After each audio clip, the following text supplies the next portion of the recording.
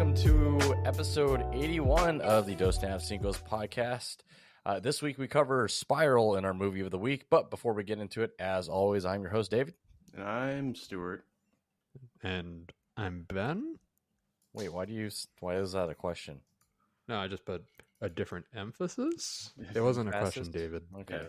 All right, normally we would talk about some movie that Ben watched, but we don't need to. I talked to that's Stuart great earlier. because I He was said he watching doesn't need TV to. only. That's great. Okay, That's good. fantastic. Talk about it on your TV podcast. We're going to Yeah. talk about Okay. the real issues here. Yep. Oh, okay. We're going to talk about everything that you guys have been asking for. Who won the FTP 2020-2021 Fantasy Basketball Championship? No one It cares. was Okay, moving on. Rush Hour, Stu Youngs. Congratulations. That's, how many hats is that for you now? How many champ caps or how many hats? Champ caps. That's 2 champ caps for me, but I have 3 total hats. And Ben, how many guys did you have in the ER? I don't know. How many fists can I shove up your ass? Go fuck yourself. Well, see, it's that's definitely not as debatable. There's well, 2 congratulations, things- Stu. Well earned.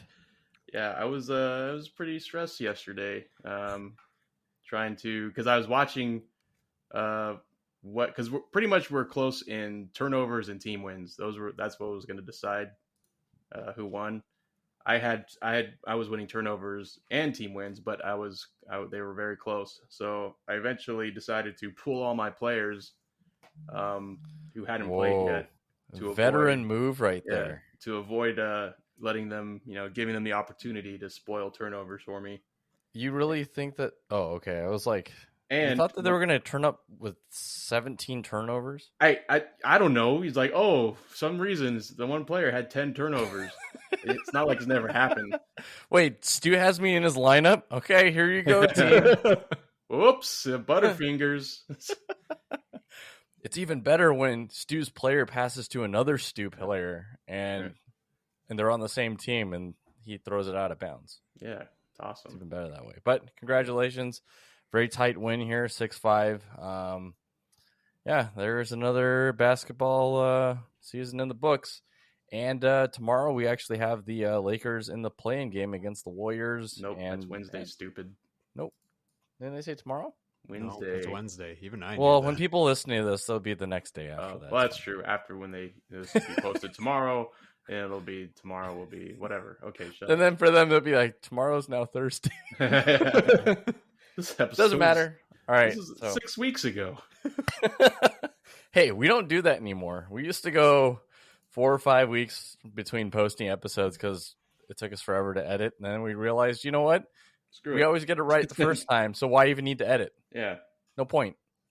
So, all right, fine. I know Ben has been itching. Ben, you said you were holding something back. What did you want to tell us about the movie or TV show you watched? Yeah, that recently? shit. Holy fuck, man. Like, I that think- has been going on all weekend, or since we got that steak. Holy fuck. Whew. The tomahawk that you Maybe said it you were was going to get? maybe it was that truffle butter. Or maybe it was all that bread. It could have been all that bread. Did you I think- finish? Well, of what? The bread? Bread? Well, I mean, I had 2 of them. Obviously, so yes. He carved it out and then turned it into a sourdough bowl. Ooh. And then I just ate all of it indiscriminately. Yeah. But in terms of things I have been watching, I didn't watch any movies this week. Didn't really have any time, but I did get to start on a TV show, or the second season of a TV show that I really like that just came out. It's Mythic Quest. Oh, yeah. Yeah. It for those who don't know, Mythic Quest is about a video game developer company making an MMORPG, and it is created by Rob McElhenney of It's Always in Sunny Philadelphia fame. I actually like this show a lot more than Silicon Valley. I felt like some of the comedy and humor in Silicon Valley was a lot of, oh, look at me, I'm very nerdy and very awkward. It's just like the shit gets old, Michael Cera, Jesse Eisenberg treatment. Yeah, but except every character is like that almost, and But you have to be funny. He's funny before he's awkward. He's socially awkward. Laugh.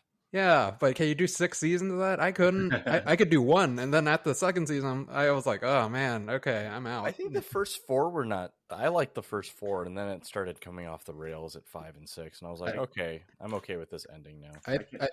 I think the show couldn't really pivot that well. Like after like the first season was pretty well done. Second season, like things started coming apart at the seams because they had this whole story already like thought out and written out where it was going to be the crap. I can't remember the original guy. You know, the guy from season 1 that originally gave them the money. The guy that died. Yeah. Like he actually died in real life. So I felt like they just did not know how to pivot from that. And so we got kind of a mess, and I was like, okay, I can't do this. But yeah, Mythic Quest so far, I really like it. It's like it's Always Sunny humor, except a little more positive, which is kind of weird. Yeah, I don't know. It'd be, I mean, I would imagine if it's from Rob McElhenney, it'd be kind of like that. More slapsticky. Not really slapsticky. More PG. I wouldn't even say more PG. It's just not as dark, morbid and dark, I would say. I mean, there are some gut punch episodes. There was a pretty sad episode, and that was actually directed by Rob McElhenney, who did a really good job. Actually, he directed like 3 episodes, and they were all really fucking good. Yeah, he directed an episode that did not have to do with the whole season at all. It like followed 2 other characters that were not in any other episode or anything, or even part of the main story. It was actually a pretty cool side episode starring what's his name? The guy from New Girl, Jake and Greenberg? No. Oh no, the other guy. Sorry. He was in Into the Spider-Verse as Fat Spider-Man. I can't remember his name. But Jake Johnson. Was he in Let's Jake Be Johnson. Cops? Jake Johnson. There you go. Jake Johnson. Yeah. I only know him from Let's Be Cops. Oh yeah. Oh yeah. That was there you really go. good Yeah. too. So Jake Johnson was in it, and Chris. Fuck, the girl from How I Met Your Mother. That was actually the mother. Christina. I don't know, David. You know all that stuff. Yeah. That was like your favorite show. Yeah, she was in Palm Springs. Come on, David. Christina Milioti. Yeah, there you go. Her. But you already said the name. Anyways, they were both in it, and it was really good. Great for contributing, David, when we needed you the most. Except you. How about didn't, Danny? So thanks. But yeah, and he also directed 2 pandemic special episodes, which was actually really interesting. So, and really funny. I see that Charlie Day has like production credits. How is he involved in the show? He is honestly, I think he's just in a sense a showrunner. You know, he comes up with the ideas, just puts that, just gets it out there, but he doesn't actually show up in the show at all, which is kind of disappointing. How many cans of spray paint does he go through to be able to come up with some of the ideas that he has? I feel like there are characters you kind of see in the show that are like, I could totally imagine that as Dennis. I could totally imagine that as Charlie. And it's really disappointing that you never see them in the show, because it's like, well, these are obviously supposed to be, somebody else in a different universe. Yeah, but it wasn't. But it's okay. The characters, it took a while to grow on me, but it definitely has. But okay. Yeah, I definitely recommend it. All right. What about you, Stu? Not really watched too much. Except for I did start watching what's this called? What is happening with you guys? You guys all have amnesia this week? Yeah. Okay. Love, Death, and Robots. Again? Started watching that on season 2 or volume 2. Oh shit, it's already out? Yeah, it's out. What the fuck am I here? Yeah. I started watching that. I think I got like 3 or 4 whatever you call them, episodes in. Yeah, sure. For lack of a better word. Yeah. So far pretty good. I'm still waiting for like the ones that's gonna be like, oh man, that was awesome. So I'll keep you posted. If you guys haven't watched it by then. Nice. I also started reading Jurassic Park the book. Ooh. Because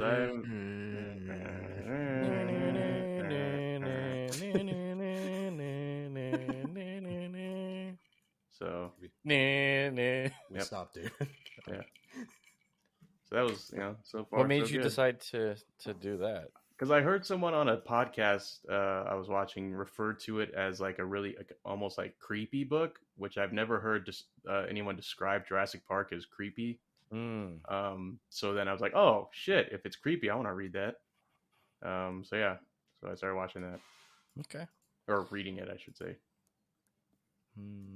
Is there actually a book for the Lost World Jurassic Park? Yes.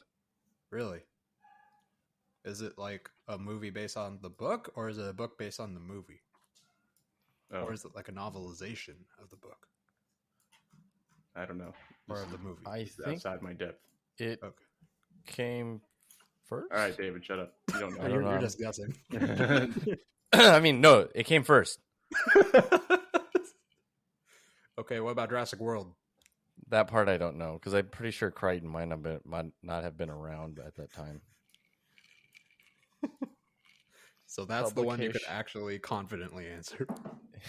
He's not alive. I bet if you look it up, he's probably alive. No, Crichton's definitely not alive. Because I remember walking through Costco of all places. And I was like, "Oh, Michael Crichton, that's the Jurassic Park guy." And then literally on the title page of that book was finished posthumously. Thank you. And I was like, wait, how much of this book was not done by him? But yeah, it was. That's how I know. It's the only reason I know that he's not around. Fine. Okay.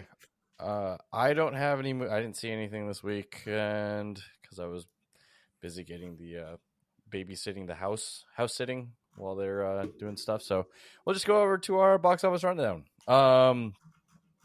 So this week at number 1 is the movie of the week, Spiral, with 8.7 million.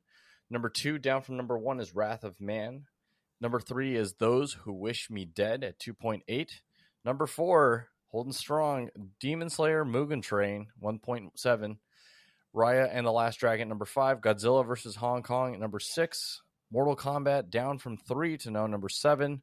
Number 8, Finding You, and number 9, Profile. And Here Today rounds out the top 10. I don't even know what Here Today is. Oh, that's the Billy Crystal movie. Do you know anything about any of those other movies at all? Any questions, comments? Nothing? No, I'm just glad. Nothing really that exciting until next week, huh? Yeah, I feel like stuff is still trying to like spin up, so there's not like a lot of stuff going on. Like, yeah, everyone's been kind of like shooting in the dark, you know. It's like, oh, I think we're gonna be able to, show this movie to a large audience around this date. Yeah, everyone's been pretty conservative. I know that we've been seeing movies in the theaters the past couple of weeks, but this week was actually pretty interesting. The AMC theater I went to was completely packed out, like booked up, as in like they including all the spacers and seats and stuff. There was no empty seat technically. I mean, there's obviously empty seats because you have to keep 6 feet away from other people. But whenever they place you, it's like, oh, you have to buffer like 6 seats or something, or 3 seats or something like that. It's the first time I actually saw that many people in a theater together. That is something I enjoy because, as you guys may recall, before the pandemic, whenever I'd go to see a movie, someone always picked a seat right next to me, even though there's 1,000 other seats in the theater. So now they're forced to not sit right next to me, so it's good. Oh, I thought it was mostly the splash zone that you were worried about, of like people getting. Yeah, because apparently I'm seeing my movies at SeaWorld. No, in terms of like getting water covered in popcorn when you accidentally fall or something along those lines. Just had to bring it up. Had to bring that up. Boo. I know it's a painful memory for you, but it's fun for us to reminisce. Yeah. The wind-up was weak. Boo. Don't worry, I'll work it in next week, and I'll do a better job. I promise. I think you need to workshop it. Maybe we can like meet tomorrow around 4 o'clock. Yeah. But every time we say that we're going to workshop it, you're always an hour late, and then you're always just like, well, whatever your ideas were for the first hour, we're going to be shit anyways. So yeah, but we have to go through that whole process. It has to be organic.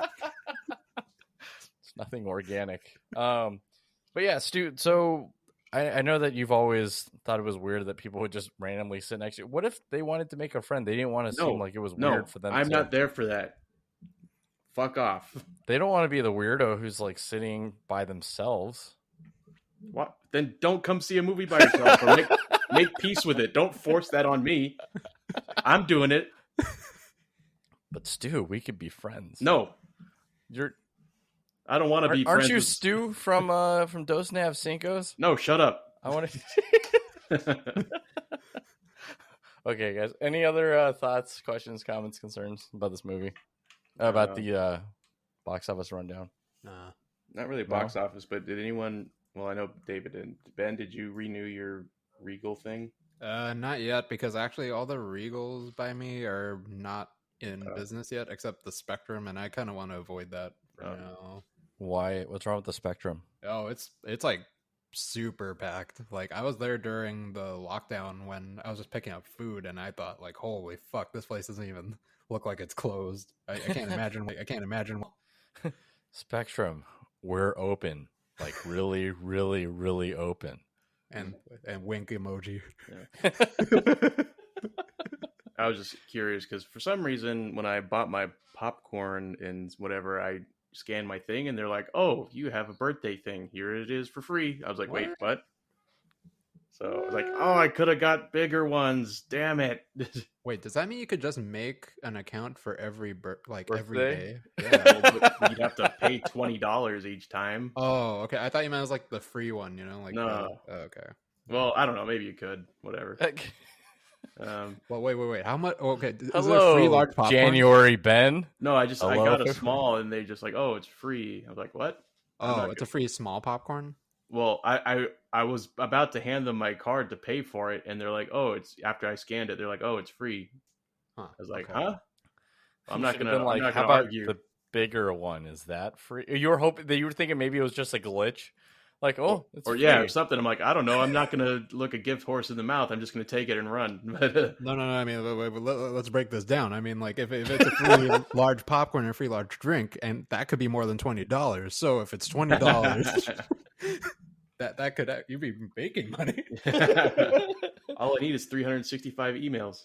Yeah, there you go. See the self-sustaining economy. It's stupid for me not to do this. Keeps the money moving. If you can't see it, I'm spinning my finger. Yeah. How does this work, dude? I don't know what you're doing. Okay. All right. Well, if there's nothing, then we'll go ahead and go over to our movie of the week this week. It is Spiral. Ben, do you have anything for us? Yeah. 2 detectives are on the hunt for a serial killer in New York who is casting down judgment on his prey by killing them with fitting punishments for their so-called crimes. Time is running out before the killer could soon punish one of the detectives for their sins. Now, was that the synopsis for Spiral, or was that for 7? 7? Stu's right, yes. That was for 7. So if we were to do one for Spiral. Oh, right. So 2 detectives are on the hunt for a serial killer in Philadelphia who is casting down judgment on his prey by killing them with fitting punishments for their so-called crimes. Were they in Philadelphia? Supposedly, yes. I thought it was Atlanta, 7? like somewhere in Georgia. No, I thought they were in New York. No, in Spiral? Yeah. Okay, so I thought they were in... Actually, I don't know where they were. LA? Yeah, no, like, apparently in the movie they said they're in Philadelphia, but then in the previous trailers they said that they're in New York. Oh. They keep changing it. I just thought it was like ambiguous, like urban, metropolitan area. Metro area. Yeah. Cities. Big city, USA. Metropolis area. Big Apple. 3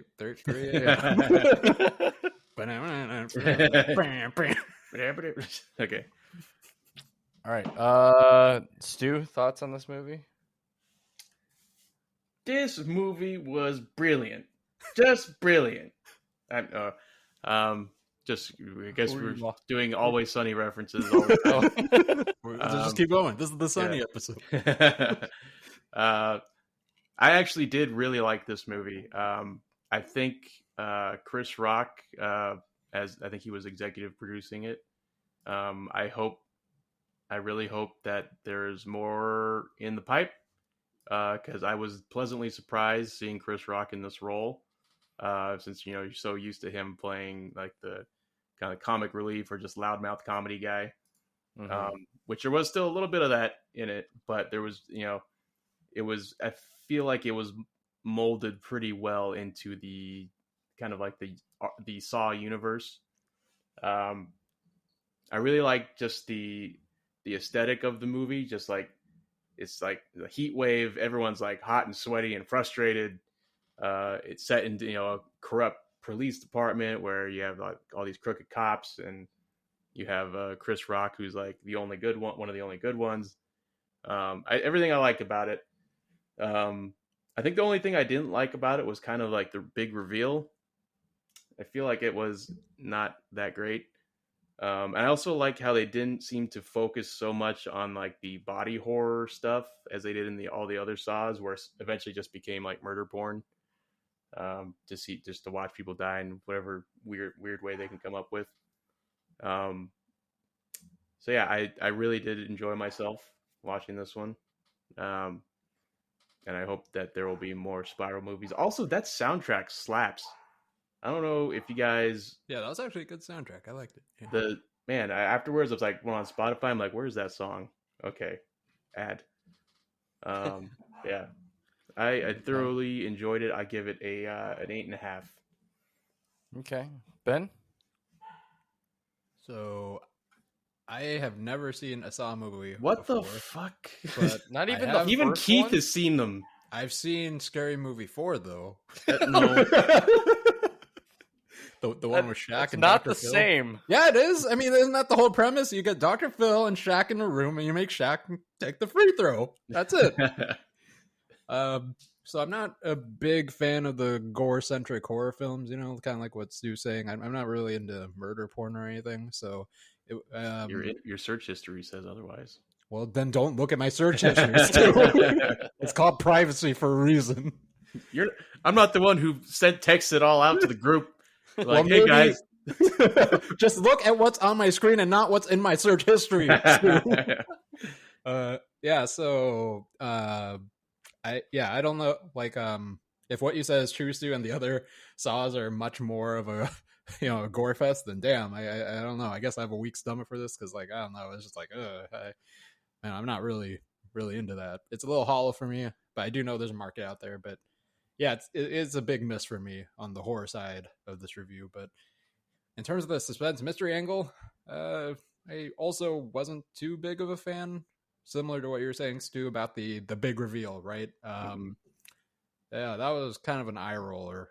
We could talk about it more during spoilers, but it was like telegraphed pretty hard. Pretty hard, yeah. Okay. Yeah, it was just like, there's like the red herrings and everything. It's like, okay, come on, man. Like, why are you doing? Why are you doing this? Are you saying after the reveal was done that you felt like, oh, eye roll? Now I get it that it was all. No, it was definitely. I haven't told. So this is the first movie that Letty saw, in a theater in a very long time, and I told her during the movie, I'm like, I bet it's this. And then it fucking happened. Did she then punch you, and then a bunch of Korean girls started crying? He's sensitive. They really like this. But yeah, I don't know. Like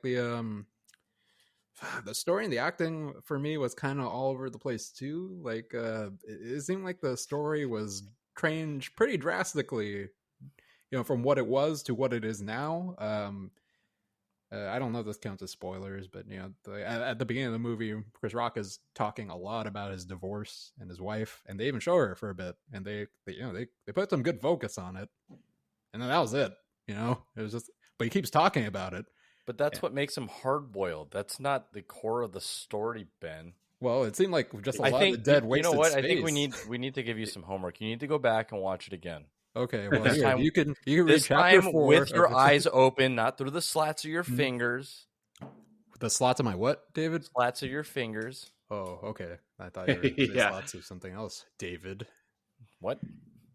Okay. We're maybe avoiding the cancellation. Maybe you can watch it without claiming that you have motion sickness and just looking away from the screen the whole time. Actually, I did get a little bit nauseous during this movie. Okay, we'll cover that in the spoiler zone. But all right, Ben, let's just wrap your score up. What is it? I gotta give it a 2. What the fuck? That's a little on That the is low side. insane, dude. Yeah, I I thought feel this was like a much better movie than Wrath of Man. You rated it way higher. yeah. No, I actually really like Wrath of Man. So yeah, this one. Only reason why is See, that's Scott weird. Eastwood and also It's weird that- Jason Well, can we Statham. talk about Scott Eastwood? Oh my god, what a beefcake.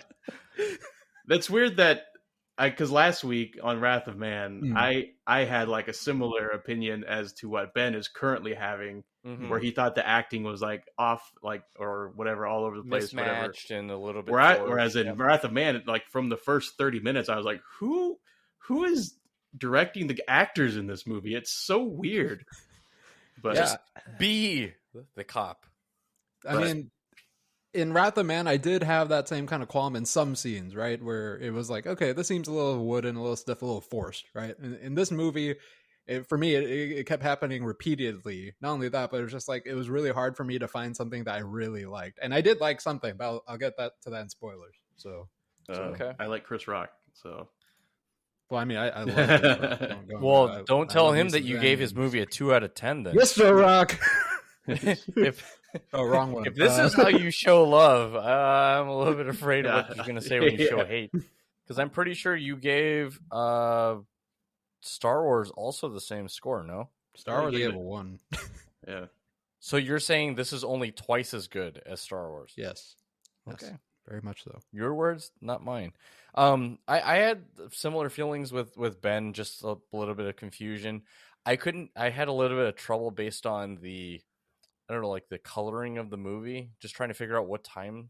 And then he said iPad and Fitbit. And so I was like, Wait, okay, you thought so this was 1995 or something? I don't know. I couldn't tell. Like, Wait, have you seen Saw? Like, have you seen those movies? I have. Then And why what are you talking about? What timeline? I don't know. this Like, is? I know that they were going for like this very like grimy. Like, I know the look that they were going for. For me, I guess it just didn't fit my eye as much, and it just kind of reminded me of like an old timey like 1950s like cop like Wow. thriller or something That like is that. such Where a it just weird had like take. I don't know. It just like to me, I was like expecting for him to show up in a zoot suit at some point and be like, "Oh, there's the timing that we're looking for." But he never did that. But I I don't agree know with what you. time period you're trying to describe. I don't even know. That's what I'm saying. Is I'm so confused. But I definitely agree with Stu. This was a refreshing take for Chris Rock in terms of like the roles that he usually takes. I couldn't get past the eerie feeling of him being compared to Chris Tucker, because he had this moment where he at the very beginning, right, where he was like, "Why are you doing this on your own?" And then he says something very, very similar to "Don't want no partner, don't need no partner." I was like expecting for him to go into that, but of course he never said that, because that would have been way too close to that, and I probably would have laughed really, really hard. But I think he was able to kind of bridge some of the stuff. I kind of preferred this over some of the other Saw movies. I mean, I know that the original Saw movie is probably what it's going to get compared to, since it's a very like a new arc or a new origin, I guess, story. So for me, this one, it's not an 8, but it's like a 6.5 for me. But I definitely enjoyed it to certain points, at some points. And in terms of like scary factor, based on how sore my hand is from Irene squeezing it so hard during the movie, I'm going to probably have to put this at like a 7. Cause at it, she didn't was break probably it, like a 4. but it's kind No, of. she didn't break it, but it definitely, I knew when she was scared. So it definitely took some liberties, with the franchise. And, I think overall wise, not the hugest fan. I agree with you guys. The kind of the twist or the reveal was left a little bit to be, left a little bit on the table. But I'm not with you, Ben. I actually did not see that one coming until after they kind of like dropped all the other stuff about it. So, for me, 6.5. But it's not a bad movie. It's definitely not a 2. Yeah, it's definitely not a 2. Listeners, don't listen to Ben. Well, if you aggregate all of our scores, that's a 16 divided by 3 gives you a 5.5, roughly about that. So, well, there you go. Acceptable. What's the median score though? I have no idea. It's definitely I don't not know. a 2. What is that? Did anyone take stats? I the most But they're all the same because the most common number that comes up between 6.5, 8.5, and 2 is none of them. I know I got an F on the final, but what did I get on the bell curve? What did the class average get? I want that. I don't know how it works, but as long as I get my grade up. Oh boy. Okay. So we'll go ahead and we'll skip over to the spoiler zone. Over here. Right over here. Where? Right I over don't here. see it. Wait, can you step this way? Ben. To the spoiler zone? Left. Turn left. Ben. Okay, wait. My left or your left? No, Stage left. just send me the address. Okay, we're in the spoiler zone. All right. Real quick, there was an episode of Always Sunny where it was like the Christmas episode, I think, in like season 6 or something, where at the beginning it's like Charlie's telling Mac to move it to the left, and he's like, "My left or your left?" And he's like, We're facing the same. We can't have. We're two different people. We can't have the same left."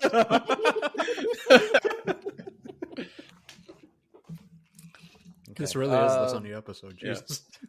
I might as well just title it the Sunny episode. Stu, yes. Spoilers that you wanted to talk about. Well, so yeah, let's talk about the reveal first, because I feel like we all kind of were let down by it. Something we could probably all agree on. Yeah. Who is like, this guy was like, I feel like I've seen him in other stuff, and like, I don't know, he just seemed kind of like a weenie. I just didn't like, it was like, oh, okay, it's his partner who just disappeared with no screen time. I was like with no explanation on screen as to why he disappeared.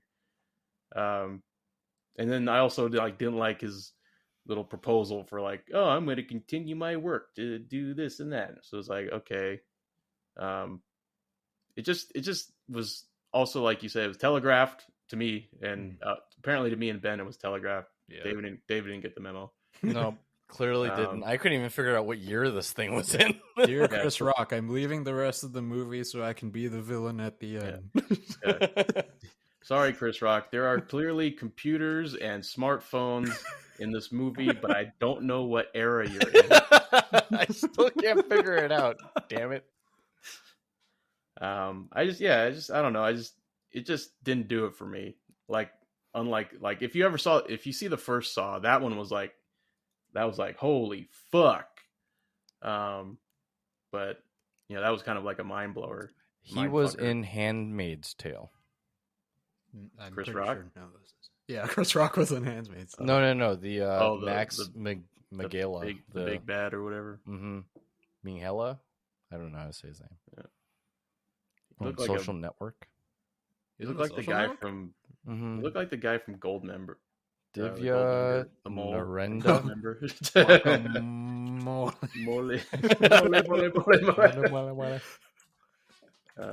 But yeah, I don't know. What was your take on the reveal there, Ben? Oh, yeah, pretty similar. It felt very, very weak, and I don't feel that. For reveals like this, where it's a bait and switch, where it's the character you never saw coming, right? The actor should have some sort of change of demeanor or something. I felt like he was just acting the fucking same, just like the same dude, except he's got like sinister motives now. He just, like Stu said, he's a weenie. Like I feel like he could not just carry that role very well. Also, at the beginning of the movie, when they're investigating the first scene of the crime, and there's guts everywhere, body parts, and Chris Rock's like, oh, look away if you can't handle it. As soon as he fucking said, no, I've been waiting to do this since I was a kid, I felt my eyes rolling back into my skull, because like, this dude is fucking bad. This guy did it. What? Yeah. You figured that out in the first 20 minutes? Oh, because okay, I was just saying that to myself. It was a hunch, or just like throwing it out there. It was a hunch, right? At that point, right? It was like, okay, if this dude is him, right? Because like the whole thing with the story, I do like the overall idea of the story. I just think it was poorly executed. The idea of like the police and like a broken system, right? And but it was a little over the top, like him wearing a pig's mask the whole time. I'm like, okay, if it's wearing a pig's mask, it's gotta be someone who's like, fuck the police. And it's probably this dude who fucking, time out, Ben. You've never seen the other Saw movies, so Yeah. I think your opinion on that point is a little misguided. Which part? Which point? The part about the pig mask. Oh, wait, why? Because it's predominantly featured in the entirety of Saw. Wait, I thought it was him to create this red herring to kind of lead them to think that Jigsaw was still alive. I'm not going to try to explain it to you because I don't want to spoil stuff. But okay. But it is predominantly featured. Wait, Stu, spoil it for him. You can do it. Oh no! See, I'm going to take then the that high means road. he doesn't want to watch it. That's your homework. More room for me on the low road. I'm not going to muddy my ivory robes. Okay. So that point didn't work for the pig's mask. Okay, fine. But after they were doing all that surveillance in the room, and then Chris Rock's like, oh, hey, or they're talking about their phones, or he's like, oh, can I borrow yours? And it was like, they put a lot of focus on it. I'm like, okay, my hunch is getting bigger here, Got a wild hunch right I got a really raging hunch here. And then when they said, oh, he died, and like he had a skin there, I'm like, don't they usually show what happens to them and like say what he did wrong? But he didn't do anything wrong. So I'm like, okay. And then like, they had Samuel L. Jackson show up at that place with a gun, like for no reason. I'm just like, okay, that's kind of weird to focus on that. It's like you're trying to tell me that Samuel L. Jackson's the big bad, but he's probably not. So yeah, because Samuel L. Jackson, always a good guy. Yeah, bitch. Not necessarily a good guy, but he's not necessarily he's chaotic. He's not like chaotic evil. He might be chaotic neutral or something. Yeah, or he's just evil, or but just straight mad. That reveal, pretty much all those things building up to that reveal, I'm just like, well, fuck me, So I did want to point out one of my favorite parts of the movie, and it wasn't I don't think it was supposed to be funny. It was a flashback of Chris Rock and Samuel L. Jackson, right? Like when Chris Rock was younger. And it was like the exact same, it was like in the exact same scene, except, they put like a filter on the scene. And then for Samuel L. Jackson, they slapped on a glued-on mustache. And Chris Rock, they gave him different facial hair and a backwards cap, and it just felt like a fucking SNL skit at that point. Because it's just like, oh, what can we do to make him look young? Hey, Chris, put on this hat backwards. Let's all right, put on this hoodie. And it just looked like, I don't know, man. I remember like Letty was kind of laughing about that too, because it's just like, holy fuck, what is this? That wasn't supposed to be funny, but I really did enjoy that part. Well, it would have been probably more funny if it was just a CGI'd on mustache. Yeah. Which one do you want? Practical effect or CGI? I'm gonna go with the practical. I can grow my mustache. What are you talking about? But I do have to agree with you guys. I did enjoy seeing Chris Rock trying, to venture out and go into a more serious role. The battered cop. Right. I think he did a really good job. It's just that I don't think anyone else besides Samuel L. Jackson really benefited from it. Everyone else was very, very flimsy. It's very, it was very awkward to see something like Chris Rock just carry a scene, but everyone else is supposed to work with him and kind of carry the scene with him, and they just like fucking drop the scene on the floor over and over and over and over and over again. And it's just like, okay, well you tried. I don't know if I necessarily got that vibe from the movie, but I guess to each his own. Because I definitely got that vibe from Wrath of Man. Yeah. Okay. But I will say one of the reasons why I really like this movie is because I kind of felt like, and this is kind of just in general in terms of like movie making, so to speak. I felt like I was almost watching like a Seven style movie where, you have this, this miserable, like, city environment. You have these cops, some are good, some are bad. And you're trying to navigate this while also trying to deal with the overall issue of the movie, or so I don't know, I felt like I was watching like Seven Junior a little bit, Whereas in previous Saw movies, anytime they talk about like, oh, the police are after him, it's like everyone's getting along, so to speak. There's nothing really. Everything's not kind of nice and clean. So that's why I really kind of like this movie. So, like, in comparison to the rest of the Saw movies in the series, this one's a little more complex in the political aspect. I mean, not like actual government political politics, but like the politics of the characters themselves, right? I would say so. Except for the first one is probably the best Saw. I would say the rest of them just kind of were just kind of like, oh, it's Halloween. Let's make some money. So yeah, they just literally. This is the first Saw movie that wasn't released during Halloween. Oh yeah. I wonder if they wanted to release it during Halloween. Oh, I'm sure they probably did. I don't know, because I didn't really get like a Saw vibe from like in terms of like Halloween vibe. I got more of like I said, like a Seven vibe, which is kind of why I really liked it. So yeah, I feel like it definitely leaned more towards like thriller and like cop detective story than crime almost than, like a really intense episode of Law and Order or something. One that's like you have to sign a permission slip before they'll put it on TV. Hey, Rob McElhenney was also in Law and Order. Wow, this really is. This is really gone full circle. Episode. So, I think you guys covered pretty much everything we wanted to cover. Any other thoughts, guys, before we go ahead and wrap this one up? You made a New Jack City reference.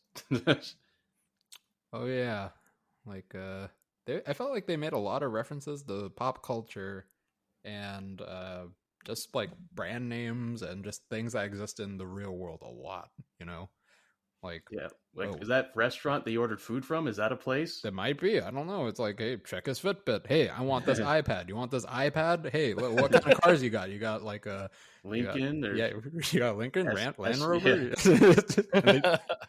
Honda, Toyota. People pay for just the mention of their thing now. It could have been. Well, I wonder if there's like a price sheet, $100 million, and it's like now every mention we get to drop it another $1 million. How many times can we say the word iPad in one sentence? Oh, it's 4? Okay, excellent. It's $4 million. Thank you. Wait, so do the people that... Which way does the money go? I'm kind of stupid with this. Wait, what? Does it go towards the people that they mention the name to, or does it go... No, I think in order for movies to like be able to make them, to have a budget, I think people companies go to them to pay them to put it in the movie. Got it. Kind of like all the Audis that you'll see in the Fast and Furious movies, and I actually heard that the what was it, when Zack Snyder first made Man of Steel, right? He proposed to do it because it was kind of risky. It was like a very dark film, and he proposed to do it in a very cost-effective way, where there was so much fucking ad placement that the ads actually covered the cost of the movie. And that's why they had like a fight in a Walmart and shit. I don't even remember that. If they fly through a Walmart and stop by a Burger King on their way out. I mean, back then they might have had a McDonald's in the Walmart. Oh yeah, they just fight through all the one by my house doesn't have it anymore. The one in Glendora, I remember, still did. What the fuck? What kind of world is this? I know. McDonald's and Walmart are like the two most American things you could have. It just makes sense to have them together. Not having Pizza Hut or Starbucks in it. Wait, Target's at a Pizza Hut? Dude, they're in my neighbor. I'll end on this, but just because it's completely whatever. But in my near my house, there is a Starbucks, a standalone Starbucks. There is a Target right next to it that has a Starbucks inside of it, and then there is a Albertsons across the street that also has a Starbucks inside of it. Did you know? Well, if you didn't think you needed coffee by the time that you passed by the Starbucks, then maybe by the time you get your groceries after you've visited Target, maybe you'll get Starbucks at that point. Well, did you know in Laverne, on the same street, there are 4 different Starbucks? One's next to Darren. I know that one. Well, that's Pomona technically. Well, Pomona, Laverne, it's like literally that one is that one was literally to try to get Darren to stop drinking cold brew. We put one right next to you. You have no excuse now. Wait, just won't, for him to just won't stop drinking cold brew? No, for him to not drink his own homemade cold brew. They were trying to there you go. capture his stop market. making it yourself. Come here. Get over here. Which they only said once in Mortal Kombat. Okay, let's go ahead and wrap it up. Guys, we will be reviewing our movie of the week next week, Army of the Dead. Woo! Yes? Okay. Chris D'Elia, here we come. Yeah. Wait, what do you mean you're not? I guess you'll have to find out next week. What do you mean you're killed off in the first 10 seconds? Dose and a Half Cinco's. All right, guys, thank you so much for joining us on this episode of Dose and a Half Cinco's. As always, I'm your host, David. I'm Stuart. Guys, don't forget to check us out on SoundCloud, Spotify, YouTube, Google, and Apple Podcasts, as well as on Twitch. We stream Monday through Thursday. Sometimes, or not at all, but you'll have. That's the reason why you have your notifications on, so that way you'll never miss a chance. Unless you have those off, then whatever. Don't forget to tip your Yankees Masters. Stay safe out there. We will see you guys on the next one. Okay, bye. Bye.